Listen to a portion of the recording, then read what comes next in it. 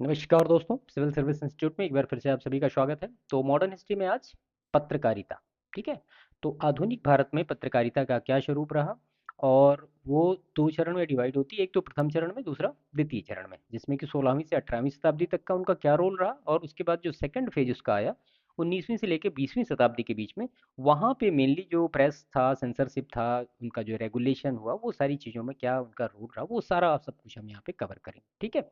तो प्रथम चरण का ये हो जाएगा, इस तरह से करते चलेंगे। फिर अंग्रेजी पत्रकारिता और भारतीय पत्रकारिता में डिफरेंस क्या था, मतलब उस समय की बात मैं कर रहा हूँ। उसके बाद कुछ पर्टिकुलर समाचार एजेंसियों के बारे में यहाँ पे हम देखेंगे। और फाइनली इसका परिणाम देखेंगे कि जो 16वीं से 18वीं शताब्दी की पत्रकारिता रही, उसका परिणाम क्या है। क्लियर। इसके बाद फिर भारतीय समाचार पत्रों पर लगाए गए जो प्रमुख प्रतिबंध थे, वो कब कब लगाए गए, किस किस गवर्नर जनरल के टाइम पीरियड में लगाए गए, और वो क्या क्या चीज़ें थीं, वो सारा हम देखेंगे। जैसे कि सबसे पहले हम यहाँ पे 1799 में जो सेंसरशिप ऑफ प्रेस एक्ट लगाया गया। उसके बाद 1818 में लॉर्ड हेस्टिंग्स का क्या उसमें रोल रहा। उसके बाद फिर 1823 में जो लाइसेंसिंग एक्ट, रेगुलेशन एक्ट रहा, उसका क्या रोल। 1835 का जो liberation of Indian press act. 1857 का लाइसेंसिंग एक्ट क्या था। 1867 का पंजीकरण अधिनियम जॉन लॉरेंस के टाइम में क्या था। उसके बाद 1878 का जो वर्नाकुलर प्रेस एक्ट था, जो कि काफ़ी इंपॉर्टेंट है, कई बार प्रश्न पूछे गए हैं इससे। तो ये क्या था। 1908 में जो समाचार पत्र अधिनियम था, मिंटो सेकंड के टाइम में आया था, ये क्या था। 1910 का भारतीय समाचार पत्र अधिनियम, ये क्या था। और 1931 का finally India press emergency act क्या था। तो सभी के बारे में वन बाय वन सारी चीज़ों को हम यहाँ पे पूरा इस सेशन में डिस्कस करने वाले हैं। ठीक है। तो वन बाय वन सारी चीज़ों को यहाँ पे शुरू करते हैं। देखिए, अगर आप आधुनिक भारत में पत्रकारिता की बात करेंगे तो उसको हम दो फेज में डिवाइड कर लेते हैं। एक तो हमारा आता है प्रथम चरण, और दूसरा जो होता है वो द्वितीय चरण आता है। प्रथम चरण की टाइम पीरियड की बात करेंगे तो 16वीं से 18वीं शताब्दी तक का, और जो द्वितीय चरण है वो 19वीं से 20वीं शताब्दी तक का आया। 16वीं से 18वीं शताब्दी में जो प्रेस का एक रोल रहा, वो क्या क्या रहा। तो सबसे पहले 1557 में गोवा में पुर्तगालियों ने पहली पुस्तक छापी, और उस पुस्तक का क्या नाम था, बाइबल। उसके बाद 1684 में ईस्ट इंडिया कंपनी ने बंबई में अपना पहला प्रेस लगाया। क्लियर। इसके बाद 1776 में विलियम बोल्ट ने सर्वप्रथम समाचार पत्र का प्रकाशन किया। क्लियर। और बाद में कंपनी ने इनको लंदन भेज दिया। इसके बाद 1780 में सबसे पहला समाचार पत्र आया, द बंगाल गजट, जिसका की प्रकाशन किया था किसने, जेम्स ऑगस्टस हिक्की ने। ये प्रश्न कई बार पूछा गया। तो ये 16वीं से 18वीं शताब्दी तक की एक समरी थी कि पत्रकारिता में क्या क्या चीजें हुई। ठीक है। अब यहाँ पे आप ये देखें कि इसमें विशिष्टताएं क्या क्या थी। जो पत्रकारिता, जो प्रथम चरण की पत्रकारिता थी, इसमें क्या मतलब, इसकी क्या आप ये कह सकते हैं कि इसकी प्रॉपर्टीज क्या क्या थी। तो हम यहाँ पे इसको थोड़ा समझने की कोशिश करते हैं कि इसकी जो विशिष्टताएं थी वो क्या क्या थी। ठीक है। तो देखिए, इस समय की जो पत्रकारिता थी 16वीं से 18वीं शताब्दी के बीच में, ये क्या थे। ये पहली चीज तो ये था कि एक दूसरे के ये पूरक थे। आप खाली सुन लीजिए, इतना बहुत है। दूसरी चीज क्या थी कि इसमें कोई प्रतिस्पर्धा नहीं थी। तीसरी चीज जो थी, ये मतलब अलग अलग दिनों में प्रकाशित होते थे। जैसा आज डे बाय डे, मतलब प्रत्येक दिन समाचार पत्र प्रकाशित होते हैं, ऐसा नहीं होता था। इसके बाद अगर नेक्स्ट विशिष्टता इसमें देखें आप, चौथी जो थी, इनका जो मतलब विस्तार क्षेत्र था, वो एक लिमिटेड था। मतलब पूरे ऑल ओवर इंडिया में नहीं था, या ऑल ओवर जो ब्रिटिश का शासन था वहाँ नहीं था। उसके बाद जो पांचवी चीज इनमें थी कि ये इसके मतलब कुछ सीमित पाठक थे, सभी लोग इसको नहीं पढ़ते थे। अब उसमें सीमित पाठक में आप कंपनी के अधिकारी को कह सकते हैं। जो मिशनरियां वर्किंग में थी वो अपना इन सब चीज़ों को पढ़ते थे। और जो पर्टिकुलर जजेस थे, जो न्यायाधीश थे, वो इन सब चीज़ों को पढ़ते थे। तो इन सब चीज़ों का परिणाम ये हुआ कि समाचार पत्र क्या हो गए, प्रकाशित होना शुरू हो गए। तो पहले चरण में जो हमें ये सारी चीज़ें हुई और उनका रिजल्टेंट निकल के क्या आया, वो आपको समझ में आया होगा। इसके बाद हम द्वितीय चरण में अपने देखते हैं कि हमारा जो द्वितीय चरण रहा 19वीं से 20वीं शताब्दी का, उसमें क्या क्या चीजें हुई। तो देखिए, जब द्वितीय चरण इसका पत्रकारिता का आया, तो वहां पे जो पत्रकारिता हुई, अभी तक की जो पत्रकारिता थी, उसकी प्रॉपर्टी आपने मैंने यहाँ पे बताई आपको पांच है। कि वो भाई लिमिटेड थे। उनमें कोई आप ये कह सकते हैं कि कोई कंपटीशन नहीं होता था, अलग अलग डे बाय डे नहीं प्रकाशित होते थे इस तरह से। लेकिन जो द्वितीय चरण की पत्रकारिता थी, वो वास्तविक पत्रकारिता थी, आलोचनात्मक पत्रकारिता थी, खोजपरक पत्रकारिता थी। तो इन तीनों चीजों की पत्रकारिता का विकास कब हुआ, तो ये 19वीं से 20वीं शताब्दी के बीच में हुआ। और ये विकास करने वाला आदमी कौन था, तो ये था जेम्स बर्किंघम सिल्ली, इसका नाम है। ठीक है।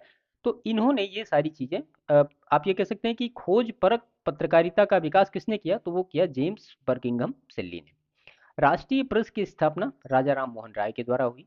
और इसके बाद जो प्रमुख समाचार पत्र थे, देखिए राजा राम मोहन राय के बारे में आप ये कह सकते हैं कि इनके जो समाचार पत्र थे, इन्होंने जो मतलब समाचार पत्रों के माध्यम से क्या क्या किया कि सबसे पहली चीज तो ये की कि भारतीय सामाजिक जो सुधार था, धार्मिक दार्शनिक समस्याओं पर ज्यादा वाद विवाद करना और उन सारी चीजों को मिला के आधुनिकता से परिचय कराया भारतीय लोगों का इन्होंने। तो ये राजा राम मोहन राय का एक विशेष योगदान रहा राष्ट्रीय प्रेस की स्थापना में, इन्होंने ये किया।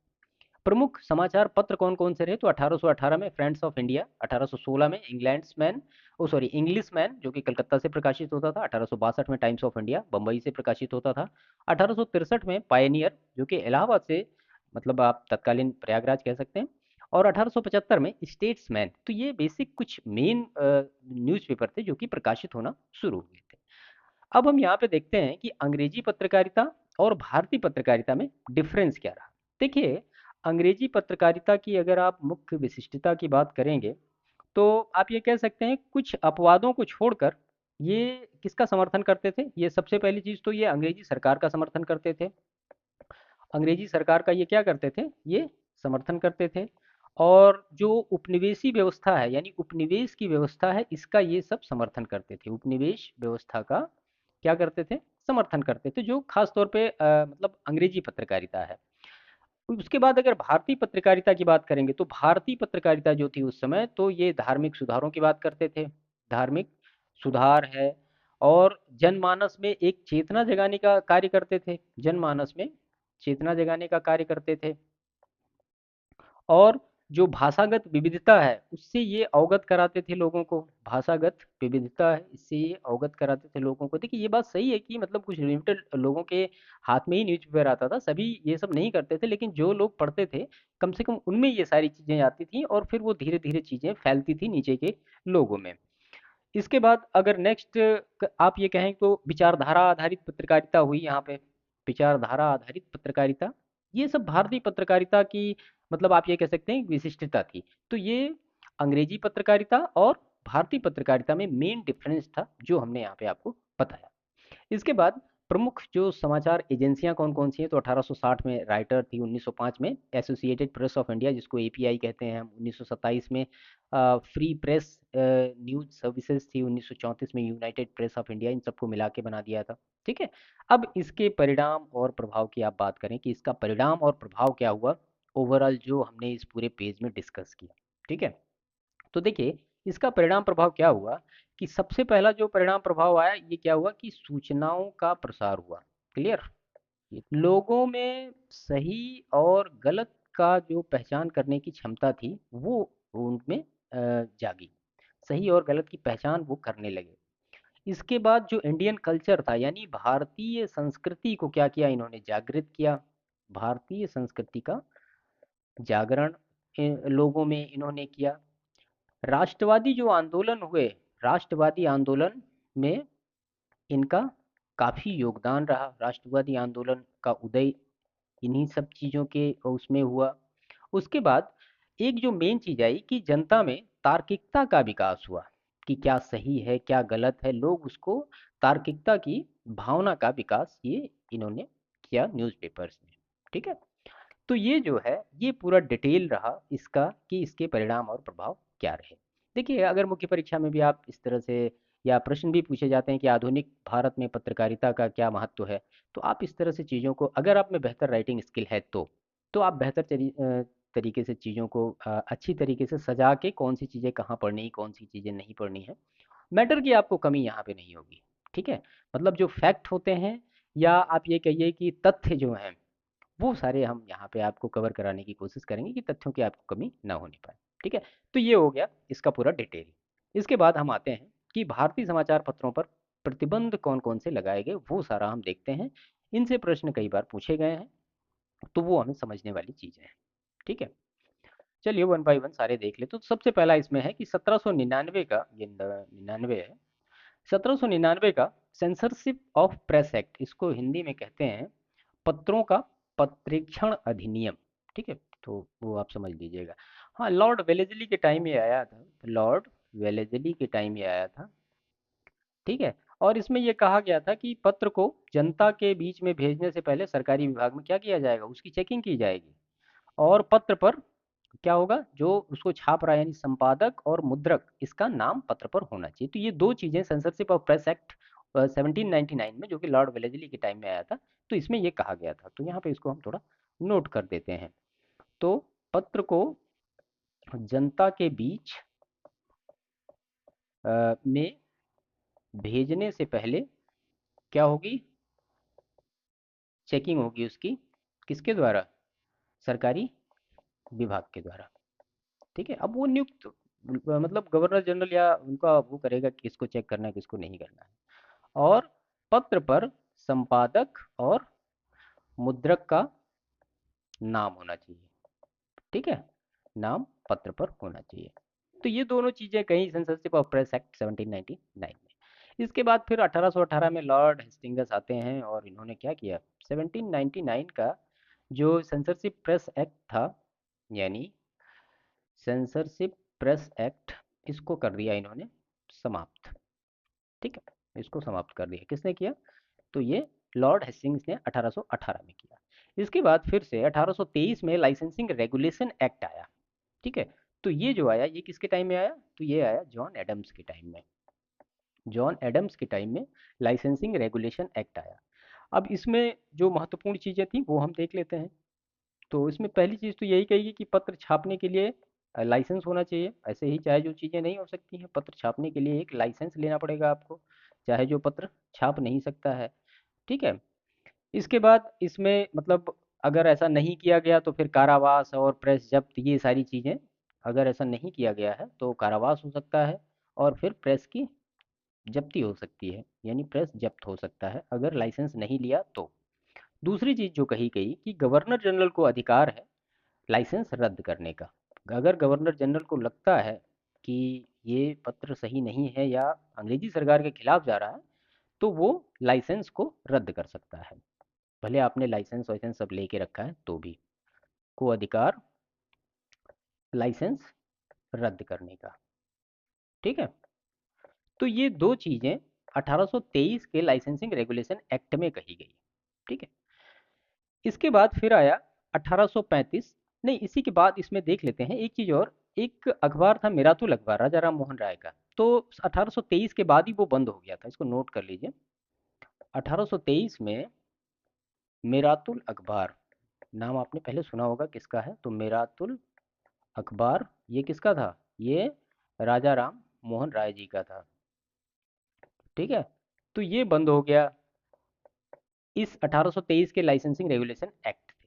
ठीक है, इसके बाद खैर 1835 में जो liberation of Indian press act आया, तो इसमें चार्ल्स मेटकाफ ने इस प्रतिबंध को हटा दिया था। देखिए, मेटकाफ को भारतीय समाचार पत्रों का मुक्तिदाता कहा जाता है, ये प्रश्न कई बार पूछा गया है, तो इसको आप नोट यहाँ पे कर लीजिए।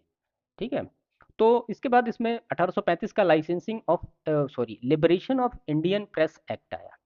देखिए, अगर बैंटिंग की बात करें, विलियम बैंटिंग, तो विलियम बैंटिंग जो था वो प्रथम गवर्नर जनरल था जिसने प्रेस की स्वतंत्रता के प्रति उत्तरदायी उदारवादी दृष्टिकोण अपनाया।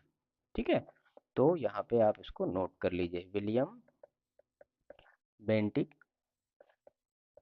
प्रथम गवर्नर जनरल था। ये क्या था, प्रथम गवर्नर जनरल जिसने क्या किया, प्रेस की स्वतंत्रता के प्रति, स्वतंत्रता के प्रति उत्तरदायी उदारवादी दृष्टिकोण अपनाया। ठीक है, तो ये विलियम बेंटिक का अपना दृष्टिकोण था। और मेटकाफ को, चार्ल्स मेटकाफ जिसको कहते हैं, मेटकाफ को क्या कहा जाता है, भारतीय समाचार पत्रों का मुक्तिदाता, समाचार पत्रों का मुक्तिदाता। ठीक है, ये स्टेटमेंट याद रखिएगा। बाकी मैकाले है, लॉर्ड हेस्टिंग्स हैं, रिपन है, इन्होंने भी मतलब प्रेस की स्वतंत्रता का समर्थन किया है। और यही सारी चीज़ें 1835 के liberation of Indian press act में कही गई। ठीक है, तो 1835 में ही मतलब इस प्रतिबंध को हटा दिया गया था, जो 1823 वाला एक्ट था, इसको हम नोट ही कर देते हैं। तो 1823 का जो ये लाइसेंसिंग एक्ट था, लाइसेंसिंग एक्ट को क्या किया गया, हटा दिया गया था, समाप्त किया गया था, किसके द्वारा, मेटकॉफ के द्वारा, मेटकॉफ के द्वारा। क्लियर, तो ये स्टेटमेंट थोड़ा समझने के लिए आप बेहतर तरीके से उसको याद कर सकते हैं। इसके बाद फिर 1857-58 का विद्रोह हुआ और उसके बाद फिर अंग्रेजी समाचार पत्र और भारतीय समाचार पत्र में एक अलग ही मतलब आप कह सकते हैं कंपटीशन हो गया। उसमें अंग्रेजी समाचार पत्रों ने अंग्रेजों के पक्ष में लिखा तो उनको ढेर सारी सुविधाएं मिली, और भारतीय समाचार पत्रों ने अंग्रेजों के पक्ष में नहीं लिखा, वो भारतीय जनमानस के पक्ष में लिखते रहे, उनको जागरूक बनाते रहे, तो उन पे प्रतिबंध लगाए गए और अंग्रेजी सरकार के मतलब विरुद्ध वो लिखते थे, तो वो बंद हुए, प्रतिबंध लगाए गए, दुनिया भर की चीजें सारी जो है वो भारतीय समाचार पत्रों के ऊपर पड़ती रही। क्लियर। 1857 का लाइसेंसिंग एक्ट जो है वो इसी से रिलेटेड है, और ये आया था किसके टाइम में? अब आप समझ रहे होंगे कि जब 1857 का विद्रोह हुआ था उस समय जो गवर्नर जनरल था वो कौन था? तो वो लॉर्ड कैनिन था। ठीक है। अब तो पढ़ते पढ़ते आपको याद हो गया होगा, लॉर्ड कैनिन वो उसमें था। तो इनने कुछ चीजें बताई कि बिना सरकारी लाइसेंस के छापाखाना स्थापित करने और उसके प्रयोग पर रोक लगा दी। ठीक है। तो बिना सरकारी लाइसेंस के, ये कहा किसने? कैनिन ने। बिना सरकारी लाइसेंस और के छापाखाना, यानी प्रेस जो छापाखाना स्थापित करने पर प्रतिबंध। ठीक है। प्रतिबंध लगा दिया और उनका प्रयोग भी आप नहीं कर सकते हैं। ठीक है। देखिए ये जो मतलब लाइसेंसिंग एक्ट था 1857 का, केवल 1 वर्ष के लिए लागू रहा। बाद में 1858 के बाद जब ब्रिटिश सरकार, यानी ब्रिटिश सरकार का जो शासन हो गया, पहले तो अंग्रेज शासन करते थे 1858 में, आप समझ रहे होंगे कि जो ब्रिटिश क्राउन था उसका पूरा शासन हो गया था। तो उसके बाद फिर अनदर अनदर चीज़ें होने लगी। इसके बाद जो नेक्स्ट पंजीकरण अधिनियम आया वो 1867 में आया, जो कि जॉन लॉरेंस के टाइम में आया, और इसका ये जो आया था 1864 से 1869 के बीच में। अब इसमें जो महत्वपूर्ण चीज़ें थी वो हम देख लेते हैं यहाँ पे। देखिए 1867 का जो रजिस्ट्रेशन एक्ट था जॉन जॉन लॉरेंस के टाइम में, इनका जो मेन उद्देश्य ये था कि जो प्रेस हैं उनको नियमित करना, यानी छापा खानों को क्या करना? नियमित करना, ये पहला इनका एम था, नियमित करना। दूसरी चीज जो इसमें थी कि अब हर मुद्रित वस्तुओं पर उनके मुद्रण, प्रकाशन, मुद्रण स्थान, ये सारा सब कुछ नाम डालना आवश्यक हो गया था। यानी मुद्रण का नाम और प्रकाशक का नाम, उसके बाद फिर उनका जो कंप्लीट एड्रेस है, पता पूरा कि कहाँ छप रहे हैं, सब कुछ ये था। ये पत्र में आपको डालना पड़ता था, पत्र में डालना या लिखना अनिवार्य, ये बना दिया जॉन लॉरेंस ने। क्लियर। इसके बाद इसमें एक चीज और कही गई, और एक निशुल्क प्रति जो है वो स्थानीय सरकार को देनी पड़ती थी, उसके लिए कोई पैसा नहीं मिलता था। एक निशुल्क प्रति किसको देनी पड़ती थी? स्थानीय सरकार को प्रोवाइड करनी पड़ती थी। वो चेक करेंगे उसके बाद ये सब होगा। तो ये जो था 1867 का जो रजिस्ट्रेशन एक्ट था जॉन लॉरेंस के टाइम में, ये महत्वपूर्ण चीजें जो यहाँ पे थी वो हमने यहाँ पे डिस्कस करी। इसके बाद कुछ महत्वपूर्ण चीजें और इसमें आई। 1878 का देसी भाषा भाषा समाचार अधिनियम, जिसको कि वर्नाकुलर प्रेस एक्ट कहते हैं, और इससे कई बार प्रश्न पूछे भी गए हैं। ठीक है। तो इसमें जो महत्वपूर्ण चीजें थी वो हम यहाँ पे देख लेते हैं। आप समझ रहे होंगे लेटिन के टाइम पे था, लॉर्ड लेटिन, और इसका जो टाइम पीरियड रहा वो 1876 से लेकर 1880 तक का रहा। 1878 में ही वर्नाकुलर प्रेस एक्ट आया था, और इसी को क्या कहा गया था? तो इसको कहा गया था मुंह बंद करने वाला अधिनियम, इसी को कहा गया था, या गैंगिंग एक्ट। तो इसको कहा गया मुंह बंद करने वाला अधिनियम। ठीक है, वो वर्नाकुलर प्रेस एक्ट को ही कहा गया है।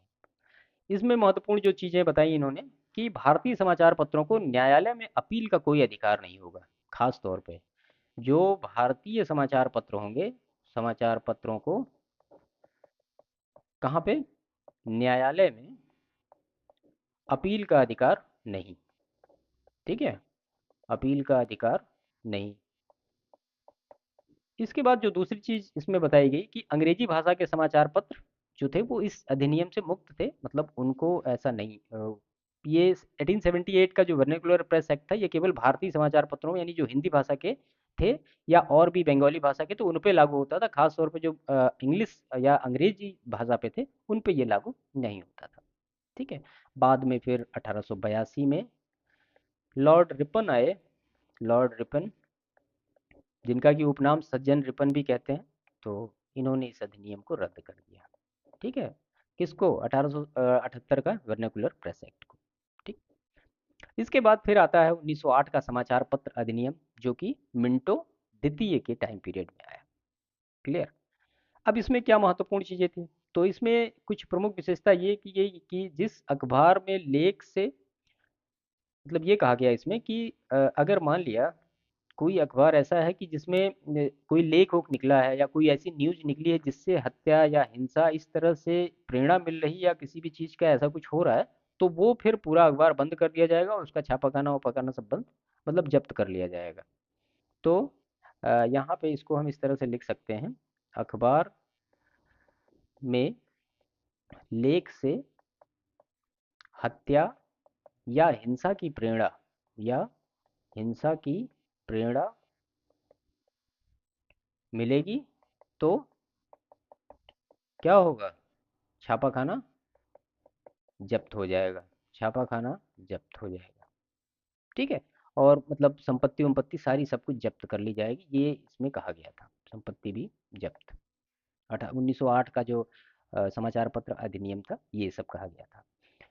और इसमें ये भी कहा गया कि 15 दिन के अंदर उच्च न्यायालय में अपील की सुविधा उनको मिलेगी। ये थोड़ा सा एक कहा गया इसमें कि 15 दिन के अंदर, 15 दिन के अंदर हाई कोर्ट में यानी उच्च न्यायालय में अपील की सुविधा इसमें दी गई थी, अपील की सुविधा। क्लियर? तो ये 1908 का जो समाचार पत्र अधिनियम था, ये इसमें सारी चीजें कही गई। इसके बाद फिर 1910 का भारतीय समाचार पत्र अधिनियम आया। ठीक है। इसमें भी कुछ अलग अलग चीजें बताई गई कि 500 रुपए से लेके 2000 रुपए तक का जो पंजीकरण जमानत शुल्क स्थानीय सरकार को देना होगा। यानी कितने रुपए? 500 रुपए से 2000 रुपए तक का शुल्क स्थानीय सरकार को देना। ठीक है, स्थानीय सरकार को जमा कराना, जमा कराना। और लेकिन इसके बाद भी गवर्नमेंट ने कह रखा था कि ये आप जमा कराएंगे उससे कोई फर्क नहीं पड़ता है, सरकार पंजीकरण को समाप्त कर सकती है, जमानत जब्त कर सकती है। दोबारा पंजीकरण के लिए फिर से क्या नियम बताया उन्होंने कि 1000 से लेकर 10,000 तक का। और यहाँ पे हम लिख लेते हैं कि लेकिन इसके बाद भी, लेकिन इसके बाद भी सरकार लाइसेंस रद्द कर सकती थी, और लाइसेंस रद्द कर सकती थी। ठीक है। और जब सेकेंड टाइम यानी दोबारा फिर से अगर आप लाइसेंस ले रहे हैं तो उसके लिए फिर फीस कितनी देनी पड़ेगी? 1000 से लेकर के 10,000, ये इतनी फीस फिर से आपको जमा करनी पड़ेगी। और जो दूसरी बात इन्होंने की कि प्रेस जो है 2 महीने के अंदर स्पेशल ट्रिब्यूनल के पास अपनी अपील रख सकता था अगर इस तरह से उसके साथ हुआ है। इसी के बाद फिर प्रथम विश्व युद्ध शुरू हुआ, आप जानते हैं 1914 में, जिसमें कि भारतीय सुरक्षा अधिनियम आया। फिर राजनीतिक और स्वतंत्रता आंदोलन पे बहुत सारी चीज़ों पे प्रतिबंध लगा दिए गए। प्रेस कमेटी 1921 में बनी। हाँ, ये महत्वपूर्ण डेटा है, इसको नोट कर लीजिए। 1921 में एक प्रेस कमेटी बनी थी, प्रेस कमेटी, सॉरी, एक प्रेस कमेटी बनी, जिसके अध्यक्ष कौन थे? ये 1921 में बनी, और इसके अध्यक्ष थे तेज बहादुर सप्रू। ठीक है, ये उसके अध्यक्ष थे। तो मतलब इसी में कमेटी के सुझाव पर ही 1908 और 1910 का जो एक्ट था, इसको समाप्त कर दिया गया। यहाँ पे आप इसको भी नोट कर लीजिए। कमेटी के सुझाव पर, कमेटी के सुझाव पर, सॉरी, 1908 का जो एक्ट था और 1910 का एक्ट जो था, ये समाप्त कर दिया गया। ठीक है, ये महत्वपूर्ण डेटा है। आप शायद एक बार कहीं पूछा गया है, मैंने देखा है प्रश्न। क्लियर? तो ये 1910 का और 1908 का जो इस तरह से निकाला गया था, और उसको फिर समाप्त किस कमेटी के अधिनियम से किया गया? तो वो प्रेस कमेटी अधिनियम, जो कि तेज बहादुर सप्रू जिसकी अध्यक्षता कर रहे थे, तो उसमें था ये। क्लियर? इसके बाद फिर 1931 का इंडिया प्रेस इमरजेंसी एक्ट आता है, जो कि बहुत महत्वपूर्ण है। इसमें हम देख लेते हैं इसकी महत्वपूर्ण चीज़ें क्या क्या हैं। ठीक है, देखिए, इसी में इन्होंने कहा कि जो 1910 का एक्ट था, 1910 का अधिनियम जो था, भारतीय समाचार पत्र अधिनियम को फिर से लागू कर दिया गया, फिर से लागू किया गया, जिसमें कि मतलब वही 500 रुपये 2000 रुपये रजिस्ट्रेशन फीस लेते थे। अगर उनको लगता था कि चीज़ें सही नहीं हो रही हैं तो वो जब्त कर लेते थे, फिर दोबारा आप जाओ, फिर 1000 रुपये से लेकर 10,000 रुपये तक की फीस लेते थे। और उसमें उन्होंने 2 महीने के लिए, मतलब 2 महीने के अंदर ही स्पेशल ट्रिब्यूनल के पास अपनी अपील को रखने के लिए बात कही थी। तो ये 1910 का जो अधिनियम था, इसको 1931 के इंडिया प्रेस इमरजेंसी एक्ट में फिर से लागू कर दिया गया। दूसरी चीज़ जो इसमें रही कि 1932 में और महत्वपूर्ण चीज़ें क्या-क्या हुई, तो 1932 में क्या किया गया कि 1931 का ये जो एक्ट है, इंडिया प्रेस इमरजेंसी एक्ट, ठीक है, इसको विस्तृत करके, इस अधिनियम को विस्तृत करके विस्तृत करके क्रिमिनल अमेंडमेंट एक्ट अथवा आपराधिक संशोधन अधिनियम लागू किया। ठीक है, करके क्या किया, आपराधिक आपराधिक संशोधन अधिनियम लागू किया। ठीक है, तो ये कुछ महत्वपूर्ण चीज़ें उस समय की थी।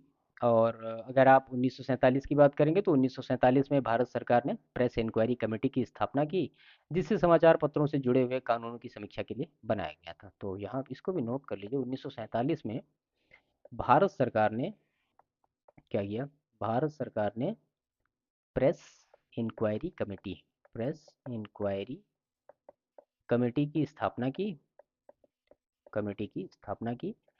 तो इसमें जो समाचार पत्र थे और सारी चीज़ें उनसे जो जुड़े हुए कानून थे, उसकी समीक्षा के लिए इसको बनाया गया था। तो ये पूरा 1947 तक का भारतीय समाचार पत्रों का जो हिसाब किताब रहा पूरा डिटेल में, वो हमने यहाँ पे डिस्कस किया।